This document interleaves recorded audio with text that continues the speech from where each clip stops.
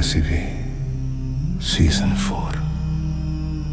दोस्तों, ये सिर्फ एक कहानी नहीं है, ये उस जगह का सच है जहां सूरज डूबते ही हवा का रंग बदल जाता है, आवाजों का वजन बढ़ जाता है और इंसान अपने ही कदमों से डरने लगता है।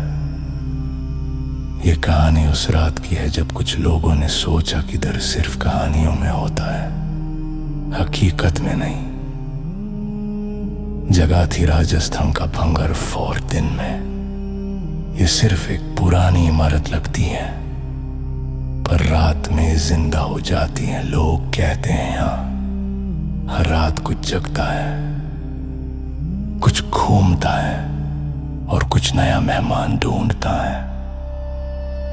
राहुल, समीर, नेहा और अमन, 4 दोस्त, ट्रैवल और हॉरर कंटेंट बनाना उनका काम था। उनका मानना था कि जब तक खुद एक्सपीरियंस ना करो तब तक कुछ रील नहीं होता। भंगर उनकी लिस्ट में सबसे ऊपर था। वार्निंग्स, बोर्ड्स, लोकल लोगों की बातें, सब उनके लिए सिर्फ बैकग्राउंड नॉइस थी। शाम के 5:50 हुए थे जब उनकी गाड़ी फोर्ट के गेट के सामने रुकी। आसमान धीरे धीरे लाल से काला हो रहा था। गेट पर लिखा था, सूर्य अस्त के बाद प्रवेश वर्जित है।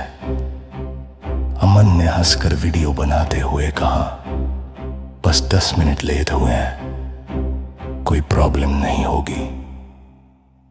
जैसे ही उन्होंने गात क्रॉस किया, हवा अचानक इतनी ठंडी हो गई जैसे किसी ने सांस लेते वक्त सीना दबा दिया हो। नेहा ने अपनी जैकेट खींचकर पहनी। समीर को लगा जैसे उसके पीछे कोई चल रहा हो। जब उसने मुड़कर देखा, वहां सिर्फ अंधेरा था। फोर्ट के अंदर जाते ही उनके फोन के सिग्नल चले गए।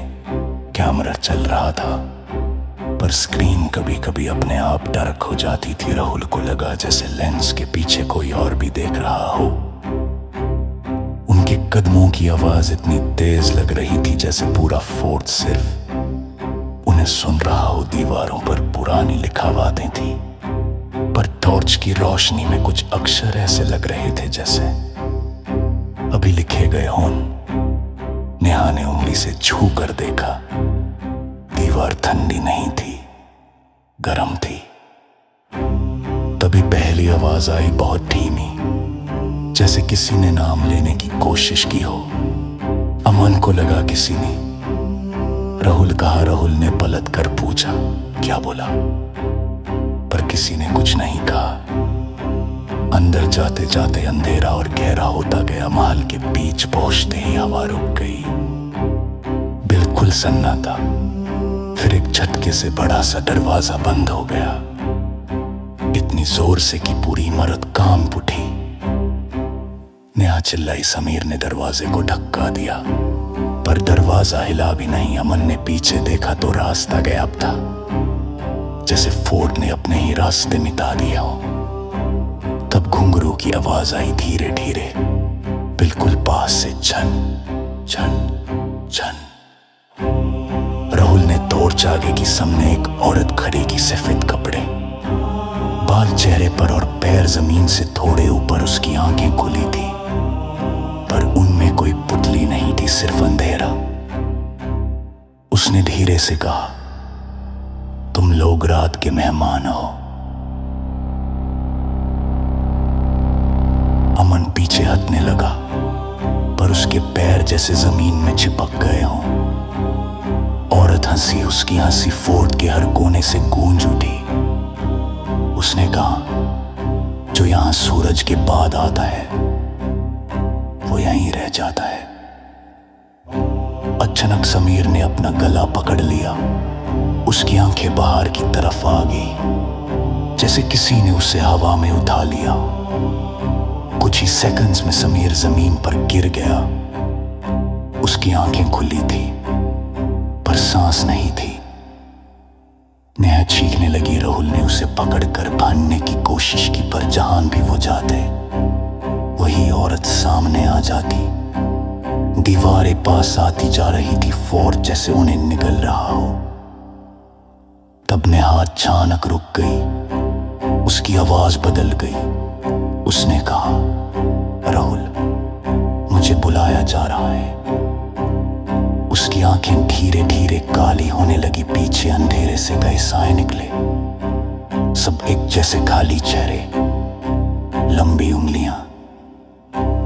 नेहा उनकी तरफ चलने लगी। राहुल ने उसे खींचना चाहा, पर जैसे ही उसने हाथ छोड़ा, तेज हवा चली, एक तेज चीख आई और नेहा गायब हो गई। अब सिर्फ राहुल और अमन बच्चे थे। अमन रो रहा था। राहुल उसे लेकर भागा, भागते भागते दोनों गिर पड़े।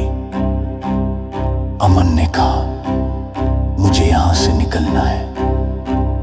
उसने जैसे ही खड़ा होने की कोशिश की, जमीन से काले हाथ निकले और उसे खींचकर अंधेरे में ले गए। राहुल अकेला रह गया। सुबह जब सूरज निकला, फोर्ट के बाहर एक लड़का बेहोश पड़ा मिला। वो राहुल था जिंदा, पर आंखों में हमेशा का डर। हॉस्पिटल में जब उसे होश आया, उसने सिर्फ एक ये बात बोली, अमर रात में लोग में लेगा या गले का। आज भी अदर कोई शाम के बाद इस फोर्ट के पास जाता है, तो बह बह जार आवाजें सुनाई देती है। एक हंसने की, एक रोने की, एक घुंघरू की, और एक आवाज जो भीरे से कह दी है और कहानी शुरू करनी है। और सुन, अगर कोई अंबेला तुम्हारा नाम ले तो याद रखना, जवाब देना ये सबसे बुरी गलती होती है। एक एक कहानी ऐसी भी सीजन